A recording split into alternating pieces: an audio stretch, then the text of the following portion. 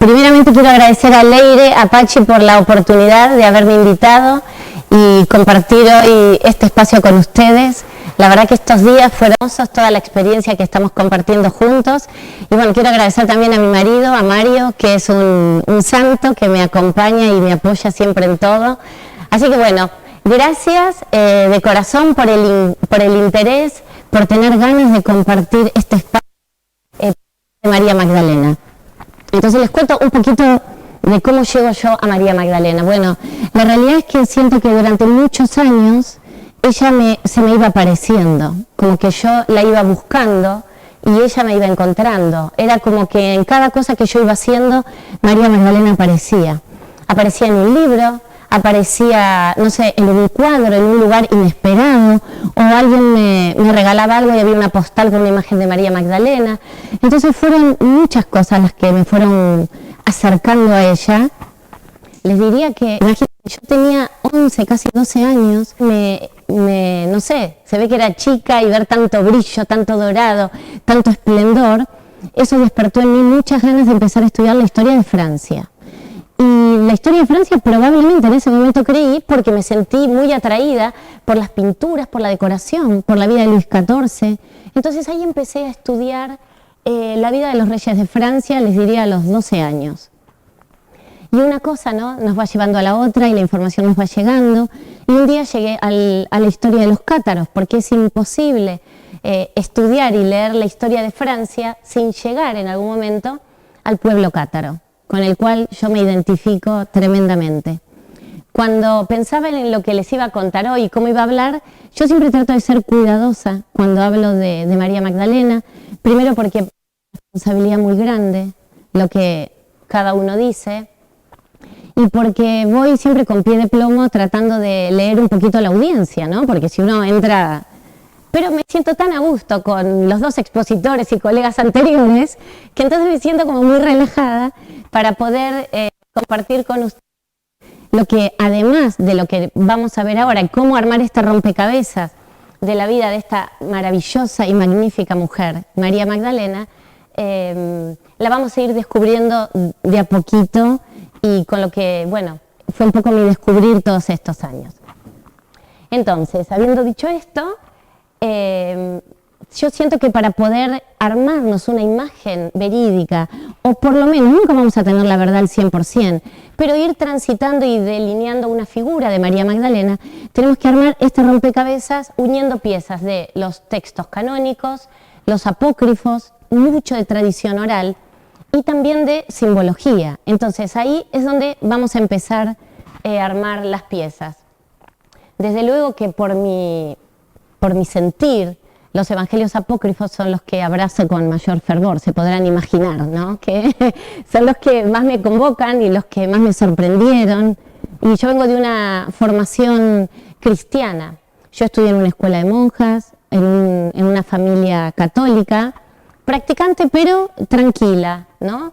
Y bueno, cuando yo empecé a desafiar todo esto, y que para mí María Magdalena de manera natural siempre había sido la compañera de Jesús, claro, la familia dijo, ¿pero qué le está pasando a Marisa? Mira, ¿de dónde saca todas estas cosas? Y bueno, de algún lugar las habré sacado, así que hoy lo voy a compartir con ustedes. Cuando empezamos a ver un poco la vida de María Magdalena y decimos, bueno, a ver, ¿qué nos dicen los evangelios canónicos? ¿Qué nos dice el canon con respecto a María Magdalena? La realidad es que echan menos luz de la que cada uno de nosotros quisiéramos saber mucho más de la vida de ella. Entonces cuentan bastante poco. Algunos investigadores dicen, bueno, ¿por qué se cuenta tan poco de María Magdalena siendo una mujer que tuvo un rol protagónico al lado de la vida de Jesús? Entonces, bueno, puede ser que haya sido intencional, y varios investigadores muy serios que hay sobre todo el linaje y la descendencia de Jesús y María Magdalena, ellos dicen, bueno, sí, claramente puede haber sido intencional que no se haya querido contar más de María Magdalena para preservar su descendencia, para preservar el linaje de la unión de María Magdalena con el Mesías y la descendencia, probablemente un futuro Mesías para Israel. Entonces, primeramente, no alcanzamos a través de los canónicos toda la información que nos gustaría tener de ella, pero sí tenemos que saber que es la mujer más mencionada en los evangelios, junto con la Virgen María. También es la mujer más retratada de la humanidad, junto con la Virgen María y con Jesús, desde luego.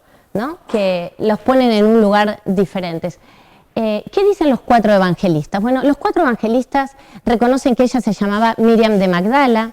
Magdala hace honor al pueblo en el cual María Magdalena nació, este pueblo que queda a 200 kilómetros de Jerusalén, este pueblo que tiene una sinagoga maravillosa que hoy se puede visitar, que está intacta, la sinagoga del siglo I. Era un pueblo rico porque era un pueblo que comerciaba el pescado.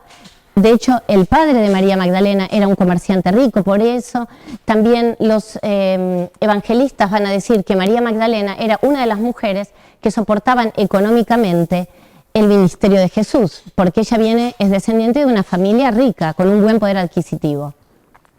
El Magdala significa torre, su nombre en griego era Tariquea, también se conocía como Tariquea, el pueblo de Magdala, y era un paso obligado de la ruta de la seda. Esto nos demuestra que el pueblo en el cual creció María Magdalena era un pueblo que había mucha actividad comercial y que su familia era una familia muy próspera, que ella hereda luego la tierra de Magdala y por eso sabemos que ella dispone todos sus bienes para el ministerio de Jesús. Entonces, primeramente los 4 evangelistas dicen sí, Miriam de Magdala, haciendo referencia a su pueblo. En esa época los apellidos no existían. Y la destacan su importancia, bueno, a lo largo del ministerio de Jesús, siendo ella la líder del grupo de mujeres que acompañaban a Jesús. Jesús daba mucho lugar a las mujeres. Luego vamos a ver cómo a la mujer se la empieza a ocultar, se la empieza como a correr de escena, no se la empieza a mencionar. O sea, vamos a ver todo ese derrotero que sufrimos las mujeres, donde, bueno, este patriarcado que venimos hablando en el día de hoy y en estos días tomó un fuerte auge. Pero realmente Jesús daba muchísimo lugar a las mujeres y las trataba como iguales. Por eso después nos va a sorprender en la Edad Media que los hombres que manejaban la iglesia van a buscar, cuando tuvieron que hablar de mujeres, van a buscar 2 estereotipos, a Eva y a la Virgen María. Entonces ahí nos van a dejar a las mujeres entre la pecadora, que supuestamente por la pobre Eva, Adán probó ese fruto prohibido, y la Virgen María. Con lo cual nos dejaron ahí en un abismo un poco incómodo a las mujeres. Pero volviendo a los evangelistas, ellos la reconocen como una mujer importante en el ministerio de Jesús, que lo acompañaba a Jesús permanentemente, la destacan por el rol prominente que ella tuvo en la crucifixión. A ver, pensemos, en la crucifixión fue un momento de tremendo dolor, donde se sabe que quienes estuvieron al pie de la cruz fueron la Virgen María y María Magdalena, donde el resto de los apóstoles estaban asustados, se escondieron.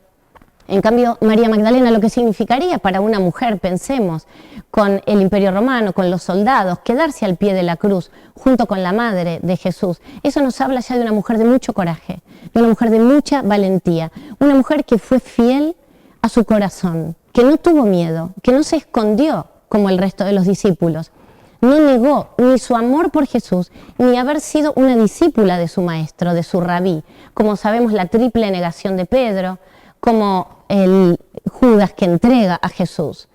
Ella predicó con el ejemplo como nadie.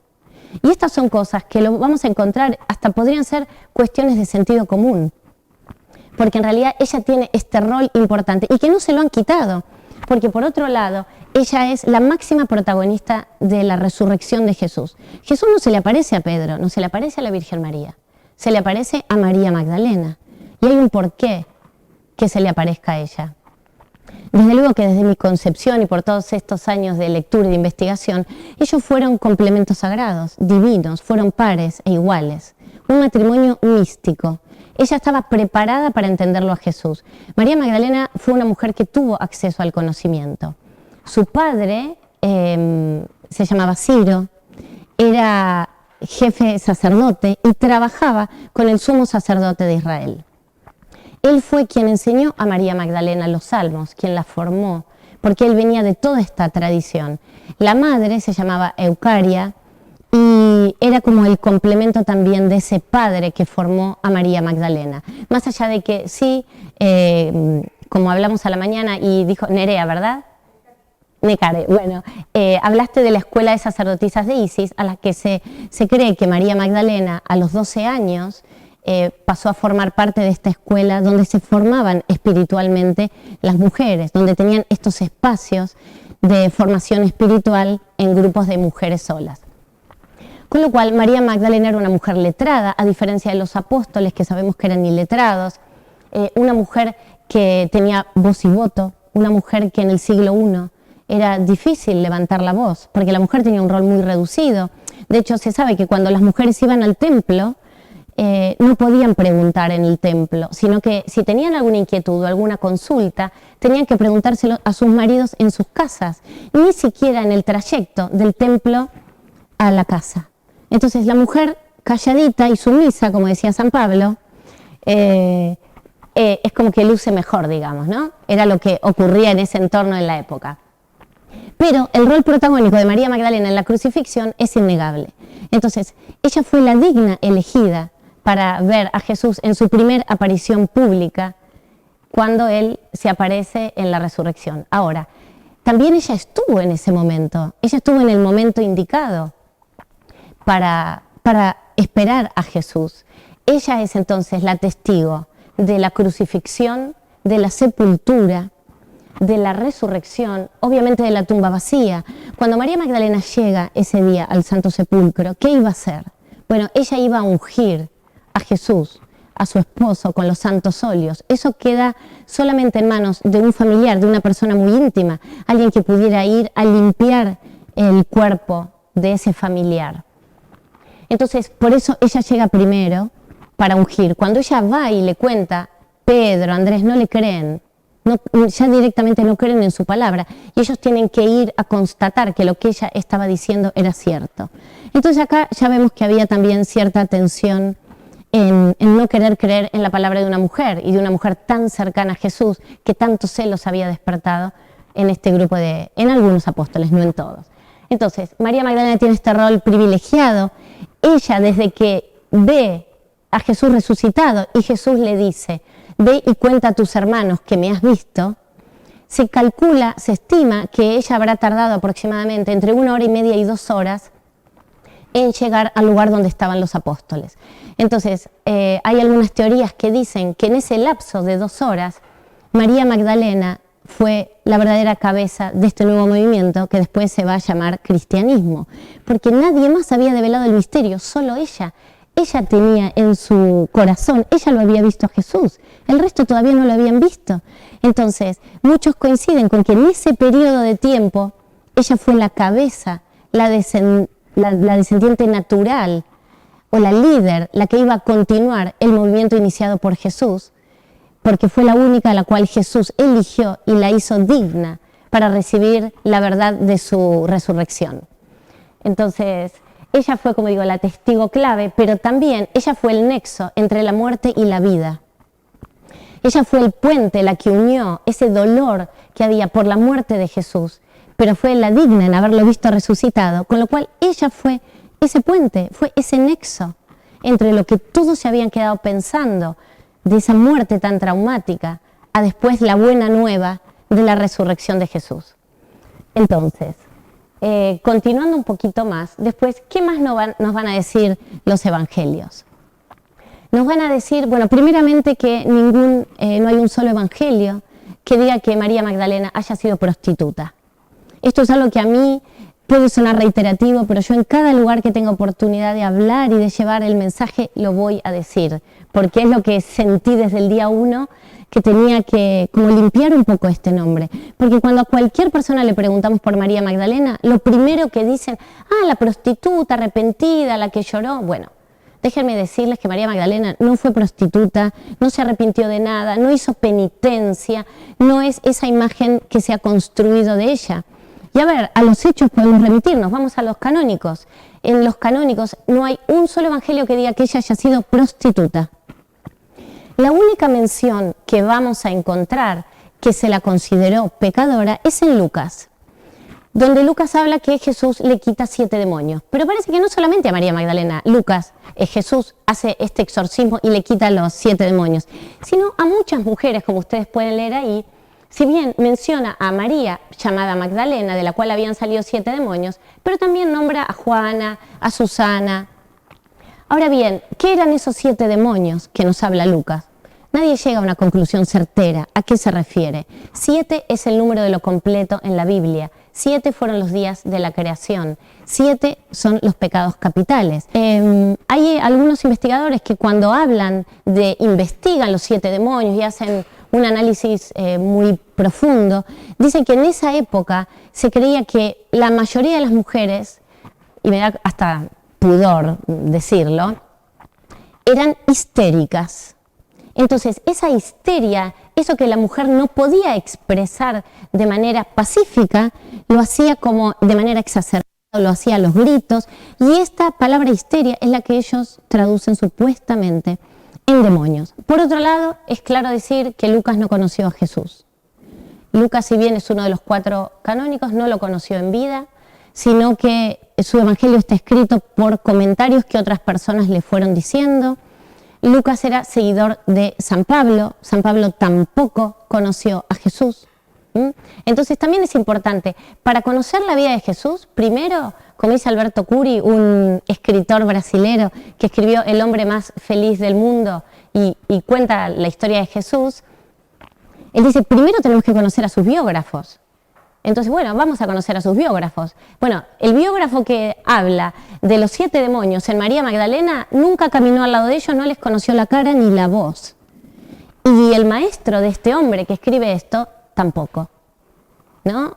Que fue San Pablo.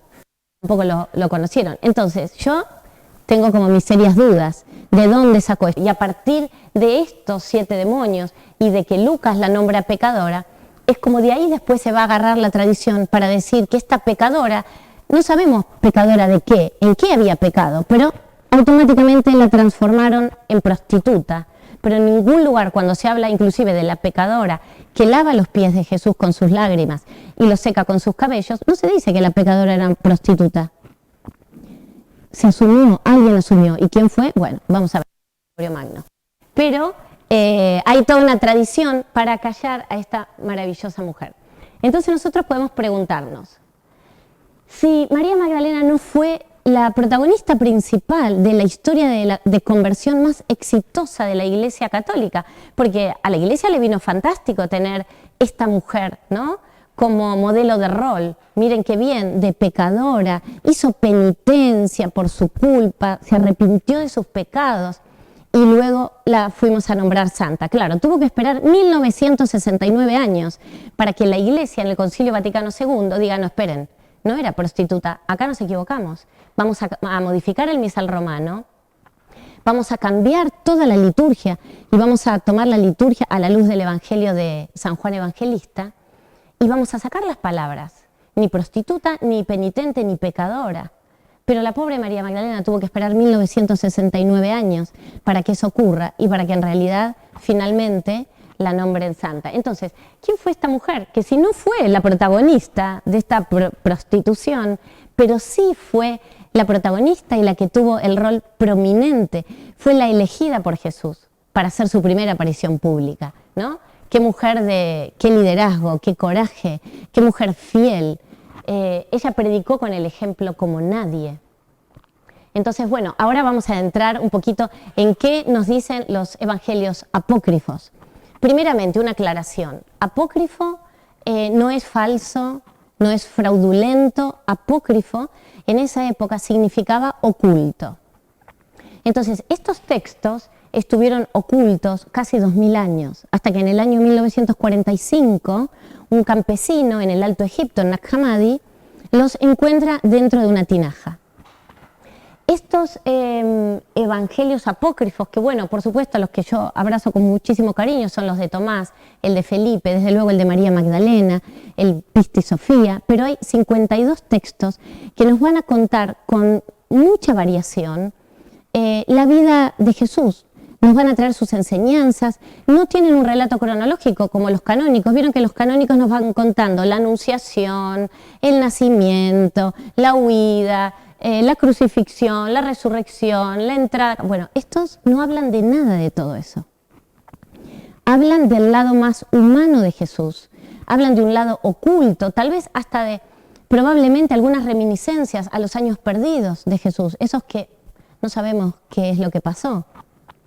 Y estos evangelios dan muchísimo lugar a la mujer. Vamos a ver que cuentan muchas circunstancias de Jesús con la mujer, dan mucho rol a María Magdalena. Ahí en los apócrifos María Magdalena tiene un rol absolutamente destacado, totalmente destacado. Entonces, probablemente por esto, en el año 180 va a ser San Ireneo de Lyon, que escribe unos volúmenes infernales refutando lo que él llamó refutación contra toda la gnosis y la herejía. 50 años posterior vamos a encontrar a Hipólito de Roma también escribiendo que esto era una herejía. En el 325, en el concilio de Nicea, se eligen, bueno, ahí se deciden, ¿no? A ver, tenemos que acomodar un poco la historia. Entonces, ¿cuáles nos sirven y cuáles vamos a desechar? Bueno, tomaron 4 y todo el resto fueron desechados. Pero, por suerte, hubo un grupo de monjes bastante rebeldes que se creen que eran del monasterio de San Pacomio, que los escondieron y no los destruyeron. Entonces, por eso, en el año 1945, en Nag Hammadi salieron a la luz y se encontraron. Entonces, claro, gran revuelo porque echan luz a un montón de cuestiones, donde vemos un Jesús humano.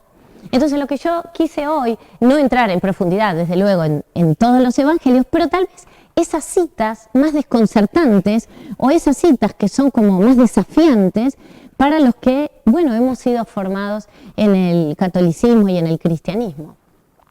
Entonces, vamos a empezar con el que es más como disruptivo, que es el Evangelio de Felipe. Felipe, que lo adoro, quiero decir, porque realmente en su Evangelio habla de muchas cosas. Pero él dice, había 3 que siempre caminaban con el Señor. María, su madre, la hermana de su madre y María Magdalena, su compañera. Y cuando él habla de su compañera, él usa una palabra en griego, que es la palabra koinonos, que significa consorte. Entonces ahí ya tenemos un primer indicio de lo que Felipe nos está queriendo decir. Con toda naturalidad, él escribe esto. Y después escribe, la compañera del hijo, y vuelve a poner la palabra koinonos, es Miriam de Magdala.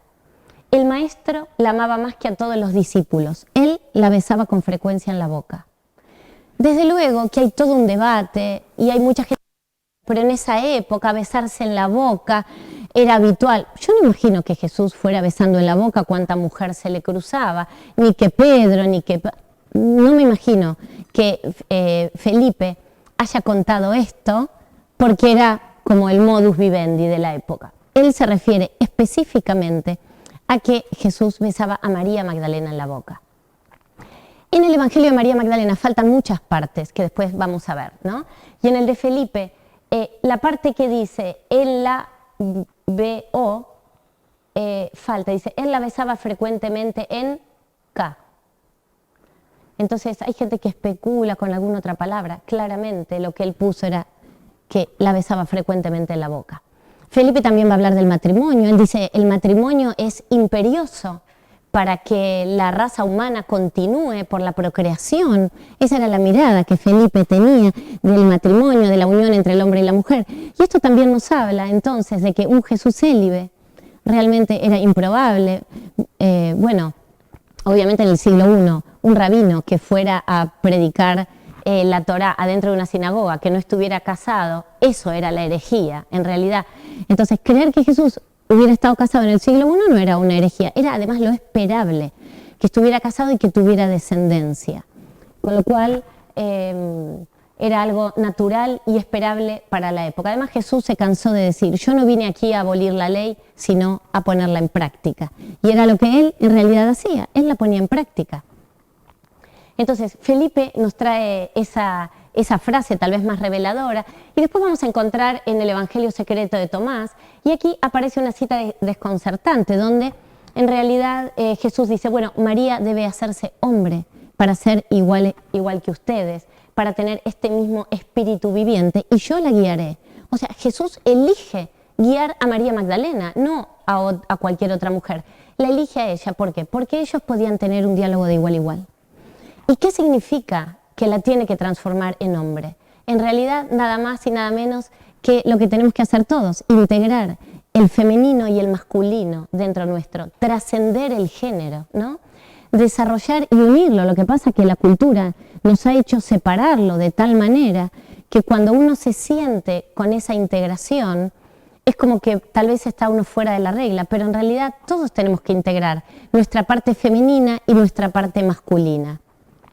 Y a esto es a lo que se refería Jesús y a lo que se refería Tomás en esta parte. Y hay una cita también muy linda en el Evangelio de Tomás que Jesús dice: cuando ustedes hagan de dos uno, y cuando hagan como lo de adentro, lo de afuera, y lo de arriba como lo de abajo, ahí entrarán en el reino de los cielos. Entonces, ahí está todo dicho además. Él decía, cuando hagan de dos uno, de dos, hombre y mujer, lo femenino y lo masculino, cuando lo integremos, bueno, recién ahí vamos a poder entrar en el reino de los cielos. El mensaje de Jesús era un mensaje de amor, de igualdad. Por eso cuando después vemos las cosas que han escrito en su nombre, realmente no hay posibilidad de que no nos haga ruido, ¿no? Que uno no empiece a tener esta... Bueno, y este es un texto que yo amo, es el Pistis Sophia. Es un texto apócrifo para la Iglesia católica, pero es un texto canónico para la Iglesia copta. ¿Qué es el Pistis Sophia? El Pistis Sophia primero significa fe y sabiduría. El Pistis Sophia es un texto invaluable, es una obra muy densa, difícil de comprender, donde se cuenta que son las enseñanzas que Jesús resucitado durante más de 11 años, él se le fue apareciendo a los discípulos contándoles un montón de enseñanzas. El Pistis Sophia básicamente son 44 preguntas que los discípulos le hacen a Jesús. De esas 44 preguntas, 39 las hace María Magdalena. Esto nos habla de una mujer con una capacidad de comprensión y de preguntar cosas de un nivel muy elevado. Es difícil comprender el Pistis Sophia. Habla mucho del alma, habla mucho del autoconocimiento. Ella va a hablar dice en un momento que tuvo una visión de Jesús y Jesús le dice: bendita tú eres porque me viste en una visión y no te turbaste. Entonces ella habla mucho de ¿por dónde te veo, maestro, cuando te veo? Te veo por psique, te veo por neuma. ¿A qué se refería con estos términos? Y Jesús le dice: me ves por el intelecto, pero no el intelecto como lo entendemos nosotros. Ese intelecto, él dice que son los ojos del corazón y que a partir de ahí es que uno lo ve con el corazón y que siente el alma, el mensaje que nos va trayendo el alma desde el corazón. Entonces, el Pistis Sophia es este texto donde ahí ustedes pueden ver Jesús y también San Juan Evangelista son los que preguntan más, los que tienen este rol más predominante, pero el Pistis Sophia, que es este texto tan invaluable, María Magdalena aparece mencionada 83 veces por Jesús, cuando el resto aparece 5, 3 veces, pero ella aparece mencionada 83 veces. Esto nos habla de una mujer sumamente capacitada, preparada para entender a Jesús, ese complemento que decimos, ¿no? Divino entre ellos dos. Con lo cual no quería dejar de mencionarlos. Hoy los textos apócrifos están disponibles para el alcance de cualquiera, en cualquier librería los venden. Yo les recomiendo que lo lean porque van a tener mucha más luz y mucha más información de cómo era la vida de estos primeros cristianos. Y vamos a llegar al Evangelio de nuestra amada María Magdalena. Que bueno, el Evangelio de María Magdalena es el único evangelio atribuido a una mujer, donde, bueno, en estas frases hay una pregunta que cuando ella vuelve y ve el estado en el que estaban los apóstoles, consternados, confundidos, decían: pero ¿cómo vamos a salir nosotros ahora a predicar la buena nueva? Si al maestro lo han crucificado, lo han torturado, ¿cómo vamos a hacer nosotros? Entonces ahí es María Magdalena quien se pone en pie y consuela y les dice: no lloren ni se entristezcan, no vacilen más, pues su gracia descendió sobre todos nosotros. Entonces dice, y nos protegerá. Antes bien, alabemos su grandeza, porque Él nos ha preparado para ser plenamente hombres. Entonces salgamos a predicar el Evangelio. Ella acá, con esto, ella es líder entre líderes, claramente, porque ella toma el rol protagónico, toma su rol de liderazgo, y es ella quien consuela a los apóstoles, para que ellos se levanten, no tengan miedo y que tengan fe, que crean en las enseñanzas que Jesús les enseñó. Entonces es una mujer la que en realidad le da esta fuerza a los apóstoles para que no tengan miedo. Y este rol de liderazgo de María Magdalena molestaba. Era un rol que, el Evangelio de María Magdalena faltan varios folios, faltan algunas partes, pero las partes que están, bueno, son de muchísima relevancia.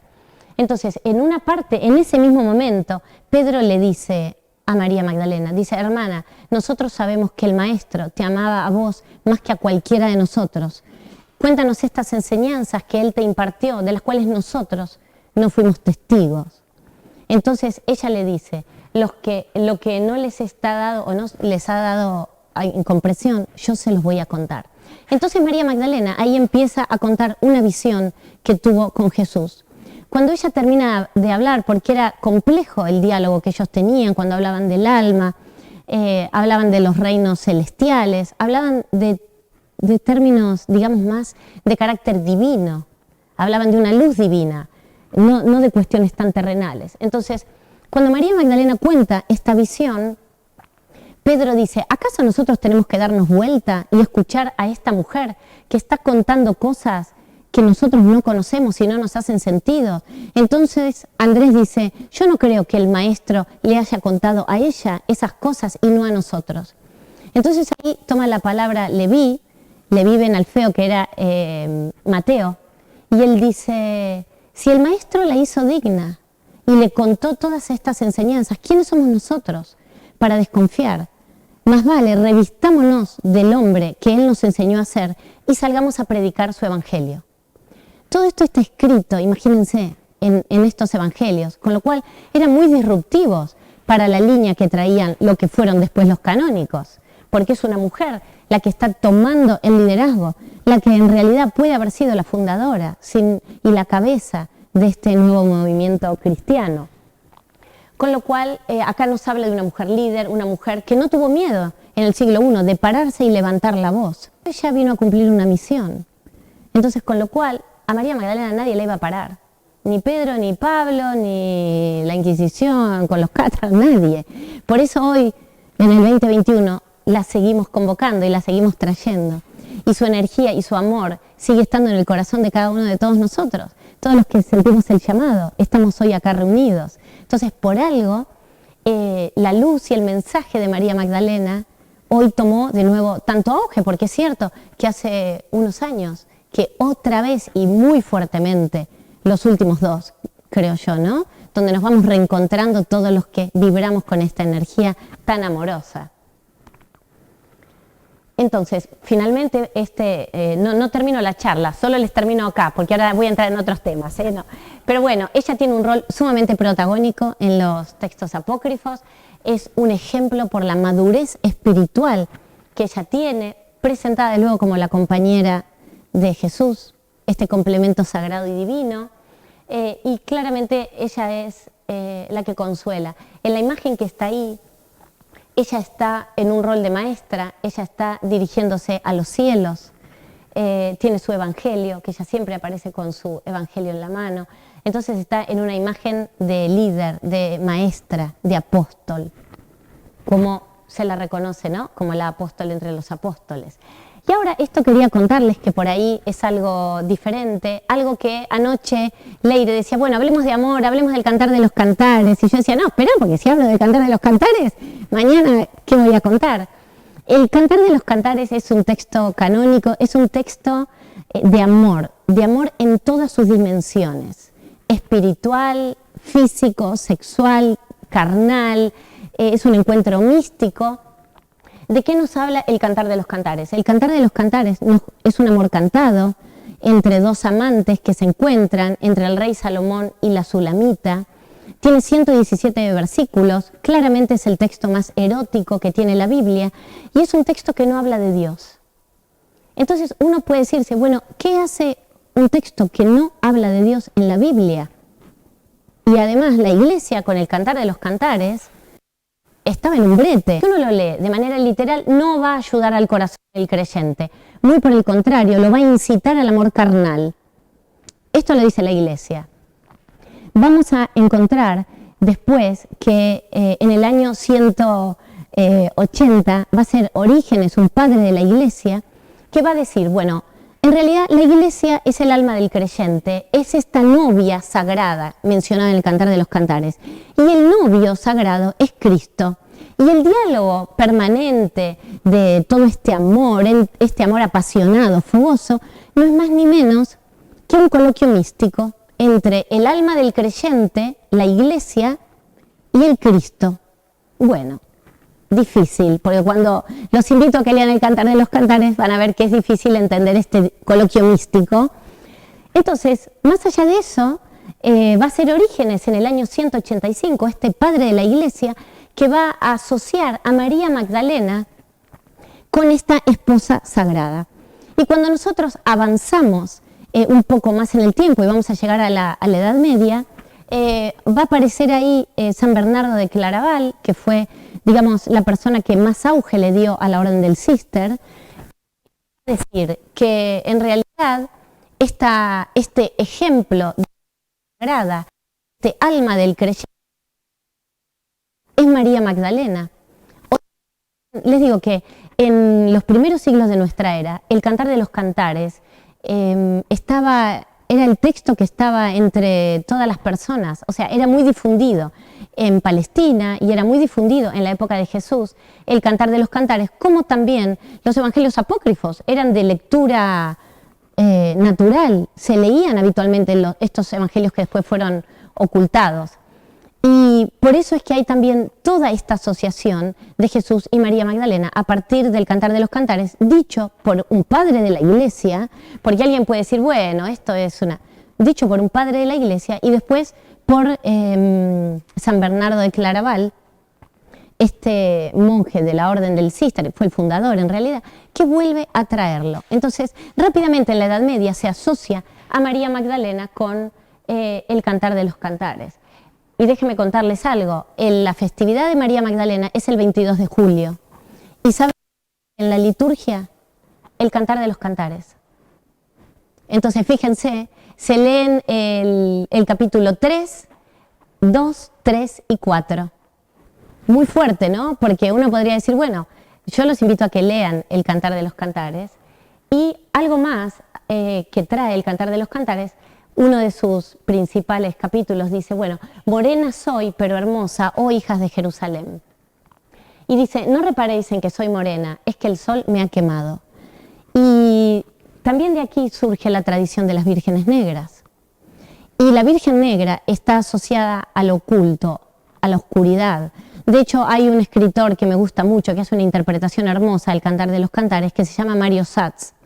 Y su libro se llama El Cantar de los Cantares o Los Aromas del Amor. Y él dice, bueno, aquí hace referencia a morena.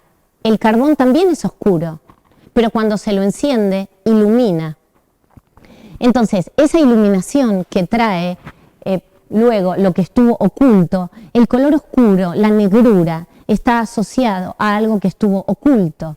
Y María Magdalena estuvo oculta como esposa de Jesús y como líder, si se quiere, de este movimiento, de estas enseñanzas originales que ella va a llevar luego al sur de Francia.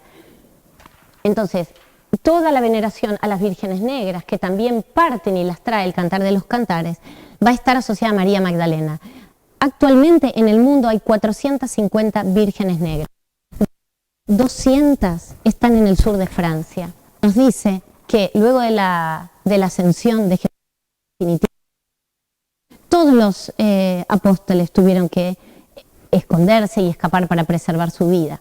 Entonces la tradición provenzal nos llega a las costas del sur de Francia, a la zona de Marsella, donde ahí va a desplegar su ministerio. Alguna otra versión dicen que ella pasó un tiempo antes de llegar en Egipto, donde fue como el primer lugar de refugio que encontraron para poder estar tranquilos, y unos años después recién llega a las orillas de Marsella.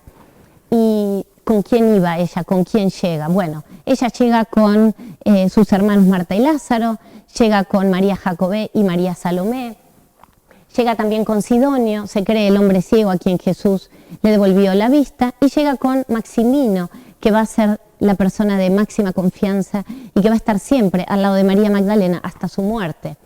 Y la tradición oral nos cuenta que en ese bote había otra persona, que había una mujer que se la confundía con una sirvienta por su tono de color oscuro. Y esta mujer no es nada más ni nada menos que Sara. Sara, que se cree que es la descendiente de este sagrado linaje, de esta unión entre Jesús y Magdalena.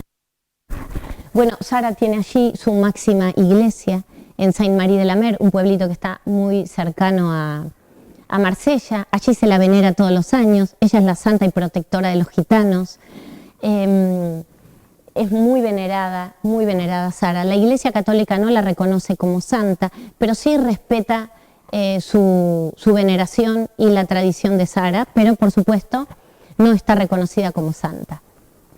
Entonces allí María Magdalena y todos, ¿no? Porque se van separando, no se quedan todos juntos.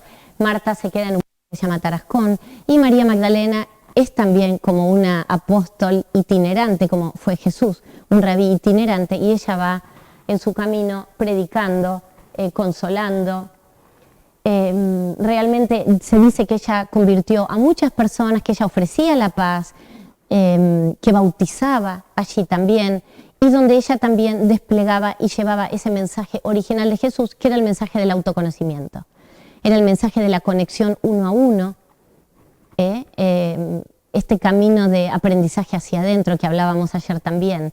Y este es como el verdadero mensaje, no el mensaje de la culpa, no el de la penitencia. Ese no es el mensaje que Jesús trajo, sino que nos trajo un mensaje de luz, de iluminación, de amor y de introspección.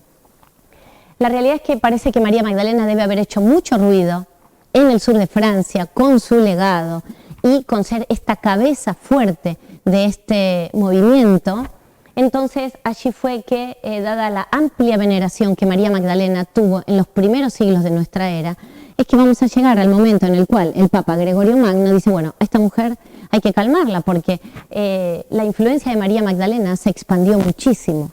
Entonces así es como en el 597, en una homilía, él decide unificar a María Magdalena con la pecadora que limpia los pies de Jesús con sus lágrimas y los seca con sus cabellos, mencionada en el Evangelio de Lucas y también en el de Juan.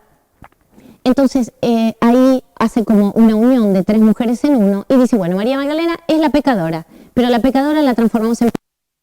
Y ahí es donde empieza la historia de conversión y donde la humanidad queda atrapada con un Jesús célibe, con una madre virgen y una esposa prostituta. Muy difícil para la humanidad encontrarnos en esta trilogía un poco compleja, ¿no? Decir, bueno, qué difícil, el hijo era célibe, ella fue virgen, la esposa, que en realidad la iglesia nunca va a reconocer que era la esposa, pero prostituta. Bueno, toda una ensalada para que lleguemos al día de hoy tratando de echar luz desde distintas perspectivas, ¿no? Y cada uno aportando un pequeño granito de arena de, bueno, en realidad, ¿qué fue en verdad lo que pasó en el siglo I?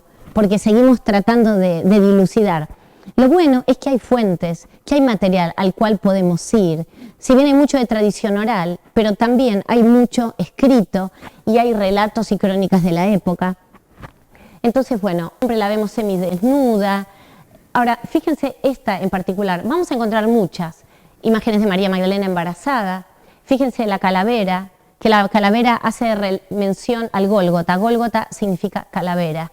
Entonces, siempre la vamos a ver. La simbología de María Magdalena es la calavera, la cruz, el evangelio, porque además ella era una mujer que leía, que no era poco en esa época una mujer que leyera. Ella siempre va a estar con el evangelio, con la cruz, con la calavera y por supuesto con el jarro de alabastro, que es el símbolo distintivo por excelencia de María Magdalena. Ese jarro donde ella llevaba los ungüentos para ungir a Jesús, pero también se cree que en realidad ese famoso santo grial o la sangral no era ni más ni menos que la sangre de Cristo en el vientre de María Magdalena. Ella fue el santo grial in útero que llevó esta sangre de Jesús, donde a partir de ahí nace la descendencia. Entonces hay muchas también representaciones de María Magdalena embarazada. De hecho hay una bellísima de Caravaggio que se llama María Magdalena en éxtasis, que la vamos a ver con un vientre tremendamente exaltado, con la calavera y con una vela. La vela siempre hace referencia a la iluminación. Hay otras representaciones de María Magdalena que la vamos a ver con collares, con anillos. Bueno, supuestamente por esa vida que tuvo anterior, libidinosa, entonces la hacen con joyas y esto, pero siempre también va a aparecer con la vela y con el evangelio, símbolo de la iluminación que ella tenía y de esta iluminación espiritual que había alcanzado de la mano de Jesús. Entonces, bueno, a partir de acá es donde María Magdalena se decide correrla de escena, ocultarla, acallarla, menospreciarla y ponerla en este rol de pecadora, pero de prostituta. Eso sí, fue la historia de la conversión más exitosa para la Iglesia, como decir, bueno, miren, un modelo de rol, hay que hacer penitencia, hay que arrepentirse de sus pecados. Entonces le vino sumamente bien este rol a la Iglesia para correr definitivamente a las mujeres de este ámbito. ¿Y qué pasó con el legado que dejó María Magdalena? Bueno, en el medio, entre los cátaros, tenemos los reyes merovingios, que también se consideraban descendientes de las enseñanzas de María Magdalena, se consideraban que eran descendientes de la tribu de Benjamín. De la tribu de Benjamín es de donde era la tribu a la que pertenecía María Magdalena, también San Pablo. Y los cátaros fueron los que tomaron o decidieron nuevamente darle un fuerte auge a María Magdalena como cabeza de su iglesia, ellos creyendo que María Magdalena había sido la esposa de Jesús. Y los cátaros en realidad fueron los que tomaron la palabra, estas enseñanzas originales, y de eso hicieron una forma de vida. Ellos eran conocidos como hombres y mujeres buenos, puros. Ellos creían en la igualdad entre el hombre y la mujer y así vivían. Predicaban por igual, vivían en consonancia con la naturaleza, sumamente respetuosos, en su mayoría vegetarianos. Fueron una sociedad además de avanzada para lo que eran los pueblos que vivían alrededor, porque ellos compartían todo, compartían sus bienes, las comidas, tenían una cultura muy alegre. Fíjense que era la época del amor cortés, era la época de los trovadores. Entonces fue una cultura hermosa en la cual ellos vivían en ese mundo de conexión uno a uno. Y esa conexión uno a uno que ellos tanto predicaban es lo que en definitiva los llevó a la hoguera. Es lo que los llevó a que la iglesia dijera, bueno, estos son herejes. Por eso cuando compremos libros de cátaros, ojo con lo que leemos, porque habitualmente se dicen cosas de ellos que no son ciertas. Basta con tener la oportunidad de indagar o de ir al país cátaro para ver la belleza, la naturaleza, el aire que respiraban, cómo ellos vivían una vida sencilla. Ellos decían, nosotros nos diferenciamos de la iglesia de Roma. Nuestra iglesia es la iglesia del amor. Es la iglesia del amor, el mensaje que nos trajo Jesús y María Magdalena. Entonces, la iglesia de los cátaros es conocida como la iglesia del amor. Lamentablemente, el movimiento cátaro se expandió muy rápido por toda Europa y la iglesia lo veía como una amenaza. Por otro lado, la iglesia en el sur de Francia no tenía ningún tipo de influencia. Allí vivían en perfecta armonía judíos, cátaros, árabes, cabalistas. Entonces era un polvorín el sur de Francia.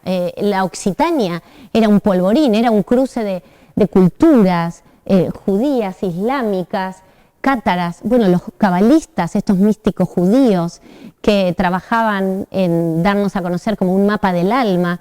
Entonces también, ¿qué influencia habrán tenido los cátaros en los cabalistas? Porque muchos de los mensajes de la cábala, bueno, el Pista y Sofía prácticamente es un texto de cábala. Entonces, ¿quién se influyó a quién? ¿No? Por ahí se influyeron ambos. Pero claro, la iglesia dijo, bueno, esto es un polvorín, señores, acá hay que poner orden porque ya la cosa está tomando un color oscuro. Con lo cual, lamentablemente, en el año 1209, el Papa Inocencio III, obviamente en comunión con el rey de Francia, deciden lanzar la cruzada contra los pobres cátaros. Allí empezó en el año 1209, termina en el año 1244, aunque posteriormente también se hizo una pequeña última quema de cátaros. Se cree que fue esta cruzada el primer genocidio de la historia moderna de Europa. Fue muy cruel, los torturaban antes de matarlos, se dice que le pinchaban los ojos y que solamente uno quedaba con un ojo para poder guiarlos a la hoguera. También se dice que cuando ellos iban a la hoguera, ellos iban cantando sus cantos de alabanza a Dios y que no oponían resistencia y que se entregaban por su causa. Ellos gritaban allí una palabra en occitano, que es la palabra de morí. De morí significa yo permanezco. Aunque nos quemen en la hoguera, nuestro legado va a permanecer por siempre.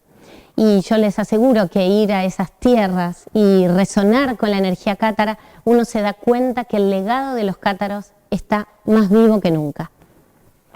Es realmente muy fuerte lo que ha pasado con los cátaros y bueno, cuando uno llega ahí hoy encuentra que lo que nos da la bienvenida es el país cátaro. Miren, me pasó que yo me estaba escribiendo con una escritora a quien yo admiro, fue mi maestra iniciática, y entonces hace muchos años, ¿no? Termino de leer su último libro y veo que ella pone su página de Facebook y yo no tenía Facebook en ese momento. Bueno, digo, si tiene Facebook, le pido a mi hijo que me ayude, me hace un perfil de Facebook y entonces yo le empiezo a escribir y justo estaban hablando de algo de Carcassonne y Carcassonne es como el emblema del catarismo, ¿no? Te reciben 52 torres imponentes, la energía es preciosa. Entonces yo le escribo a ella y le digo, Kathleen, no puedo creer que sos vos. O yo digo, esta mujer es tan famosa que alguien le debe estar escribiendo por ella. Digo, no creo que ella me esté respondiendo a mí. Entonces le digo, mira, yo tuve una vivencia muy profunda cuando llego por primera vez a Carcassonne y me sentí parte de ese entorno y toqué las piedras.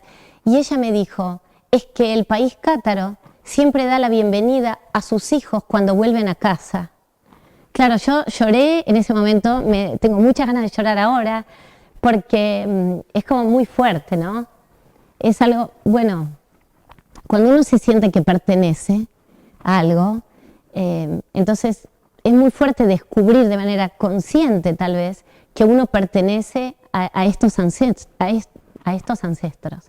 y que hay que honrarlos y que hay que cuidarlos. Y bueno, cada uno desde su lugar poder decir, bueno, lo cuento, lo transmito, ser evocadores de todo esto. Y bueno, era ella finalmente la que me estaba escribiendo del otro lado y yo casi me muero, que era ella la que me estaba diciendo esto. Y bueno, después tuve la oportunidad de conocerla en persona y de viajar con ella. Entonces, bueno, digo, como cada uno ahora vamos siguiendo diciendo estas semillas, ¿no? De seguir con este mensaje. Con lo cual, bueno, yo abrazo fuerte a la manera en que vivían ellos, este amor libre, gente tan pura y tan amorosa, que nos dejaron esta profecía de la que hablábamos anoche, y que en el 2021 se cumplen estos 700 años de esta profecía que ellos dejaron escrita, en la cual lo que decían era que la Iglesia del Amor va a ser proclamada nuevamente, que en el 2021 va a haber un retorno al amor, un retorno a lo más básico, en realidad, a cuidarnos el uno al otro, y que todo esto va a ocurrir si nosotros cambiamos primero. Si ponemos amor, la clave es poner amor en todo lo que hacemos. Ese básicamente es el mensaje de esta profecía tan hermosa que se cumplen los 700 años que predijeron, que Guillaume de Belibaste, el último gran perfecto cátaro, dijo: dentro de 700 años el laurel reverdecerá y los cátaros volveremos a la tierra. Y estamos viviendo ese periodo, ¿no? Fíjense que tal vez todo esto que nos pasó en el 2020 no es casualidad, es como un despertar para todos, no, tal vez no para todos, pero para muchas conciencias dormidas, tal vez en este 2020 ha sido el despertar. Entonces, para cerrar ahora agradeciéndoles el tiempo, la paciencia y la buena onda, decirles que bueno, María Magdalena no fue ni prostituta, ni pecadora, ni penitente. Fue una mujer de un gran coraje, fue una mujer con una misión. Ella llevó su misión hasta la última instancia de su vida. Fue la custodia del mensaje original de Jesús, probablemente de su descendencia y de su linaje. Por eso ella cumplió con su misión a rajatabla, y en lo personal yo creo que ella fue la verdadera líder del movimiento que después fue oculto, de este cristianismo más primitivo. Como también decían los cátaros, ellos querían un retorno al cristianismo del siglo I.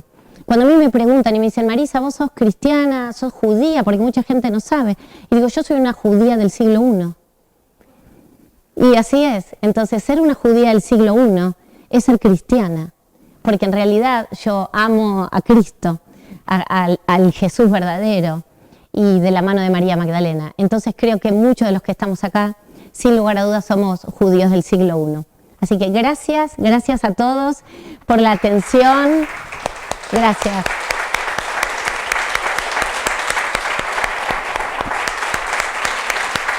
Gracias.